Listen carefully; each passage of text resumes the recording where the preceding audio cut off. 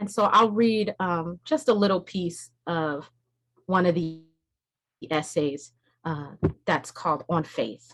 And it starts with these little dictionary entries that I kind of made up. It's not what you find when you look at faith in the dictionary necessarily, but for me, these are some of the definitions of the word faith. 1, a noun, the duty of fulfilling one's trust, allegiance owed to a superior. I owe ancestors and elders my reverence, faith, and take seriously my charge to speak truth to power, meaning I will tell it like it is and not how others pretend it was or should be.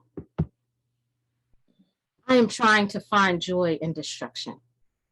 Me and my cousin Rochelle, my always accomplice, were sitting just outside the kitchen, listening to the women who raised us tell us all they know about who's low down and who's gotten back up again. We were less than 10, so I don't know it yet, but these are the poets in the kitchen Paula Marshall wrote about, the women whose down-home speech will change the way I hear music, think of rhythm. The way Black folks speak and speak to each other, family or not, is a love language built on wordplay, indirection, humor, and affection. We call this articulation signifying, which is apropos because it's often meant to be a heads up, a sign, a portent about some coming action.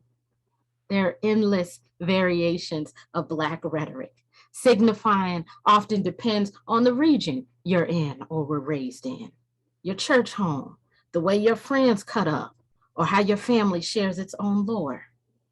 When I read Major Jackson's poem, Urban Renewal, Block Party, written for the group The Roots from his book Leaving Saturn, I was bowled over by his calling Shakespeare's Prospero a sucker MC.